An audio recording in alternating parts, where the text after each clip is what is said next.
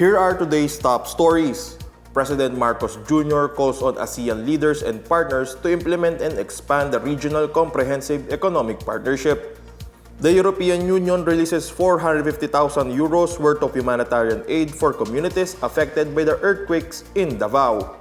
The northeast monsoon or amihan and 3 other weather systems bring cloudy skies and rains over most parts of the country.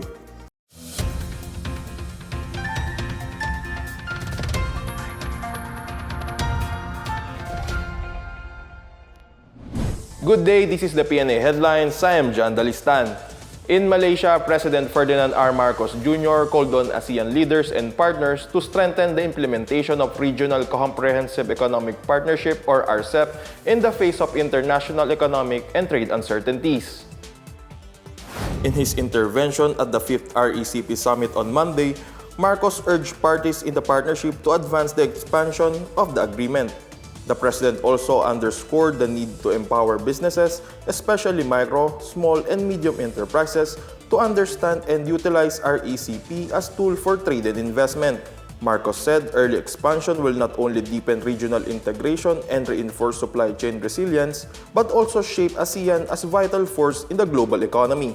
The RCEP entered into force for Australia, Brunei, Cambodia, China, Japan, Laos, New Zealand, Singapore, Thailand, Vietnam, South Korea, Malaysia, Indonesia, and the Philippines between 2022 to 2023. In a joint statement, leaders reaffirmed their commitment to an open, transparent, fair, and rule-based multilateral trading system that ensures predictability and non-discrimination for all their partners. They will also look after less developed economies and address long-term emerging challenges such as climate change, digital transformation, and supply chain vulnerabilities. The parties are set to conduct a general review on the agreement in 2027. In other news, the European Union or EU has released 450,000 euros or about 30.69 million pesos to help communities affected by the earthquakes that struck off the coast of Davao Oriental on October 10. Of the total amount, 300,000 euros will fund the ongoing disaster response of the Access Humanitarian Consortium led by the non-government organization CARE. The consortium will prioritize EU-funded interventions in shelter, water, and sanitation. Meanwhile, 150,000 euros will be allocated to the Philippine Red Cross to support the distribution of essential relief items such as tents, sleeping kits, and household items to displaced families. The aid will also cover cash assistance, hot meals, clean water, health services, and the establishment of safe spaces for children. In a statement on Monday, the EU said the fund aims to provide relief to affected families as well as provide shelter, clean water, sanitation, and other essential needs. The EU has so far provided 8.05 million euros worth of humanitarian aid and disaster preparedness funding for the Philippines this year. Previously, the EU allocated 1.3 million euros for tropical cyclone response in July and September and 750,000 euros to support communities affected by the earthquake in Cebu. Expect cool and rainy weather for the rest of the day as 4 weather systems, including northeast monsoon or amihan, bring cloudy skies with scattered rains across the country. The Philippine Atmospheric, Geophysical, and Astronomical Services Administration or PAGASA said the low-pressure area or LPA last spotted 275 kilometers east of PAGASA Island in Kalayaan, Palawan, dissipated last Tuesday morning. Meanwhile, the Intertropical Convergence Zone or ITCZ will cause cloudy skies with scattered rains and thunderstorms over Palawan, Negros Island region, Central Visayas, Eastern Visayas, and Dinagat Islands. The rest of Visayas and Mindanao will have partly cloudy to cloudy skies with isolated rain showers and thunderstorms.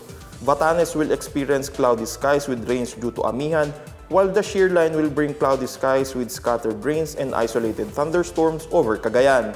The easterlies will bring partly cloudy to cloudy skies with isolated rain showers and thunderstorms, particularly over Metro Manila and the rest of Luzon.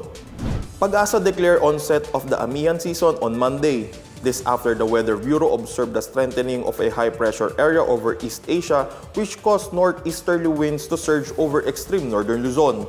PAGASA also reported increased atmospheric pressure and the gradual cooling of surroundings. Forecasts also indicate successive surges of the monsoon that may cause rough sea condition over seaboards of northern Luzon over the next 2 weeks. The amihan season marks the start of cooler and drier weather as well as lower temperatures in the most part of the country.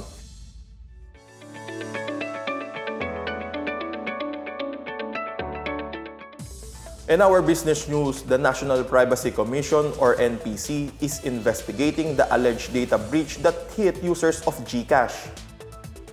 In a statement, the NPC said it is looking into an alleged dark web post claiming to sell GCash user information which included user data, bank and virtual accounts, and KYC or known your customer records.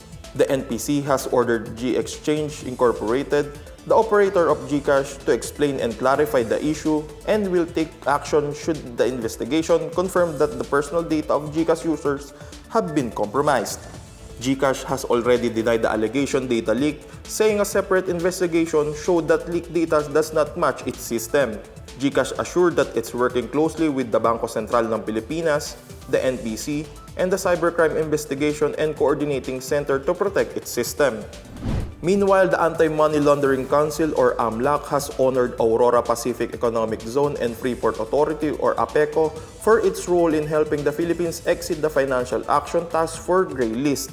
APECO is one of the partner agencies acknowledged by AMLC for strengthening the country's anti-money laundering and counter-terrorism financing framework. Bangko Sentral ng Pilipinas or BSP Governor Eli Remolona Jr.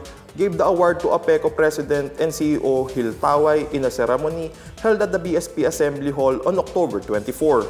APECO said it implemented reforms aligned with international financing compliance standards to promote transparency and accountability. These reforms include shifting from online gaming and gambling to focus on national security, energy and food security, tourism, and community development. And those are the latest and biggest stories from the Pna Headlines. For more news update, visit our website pna.gov.ph or our Facebook and X account, Philippine News Agency. You may also watch the Pna Headlines through the Philippine News Agency's YouTube account and via the News and Information Bureau website under Pna News. Stay with us for more news updates, and it's 58 days before Christmas. Though the weather grows cold, may our hearts stay warm. I am John Dalistan. This is the Pna Headlines, bringing you stories that unite the nation.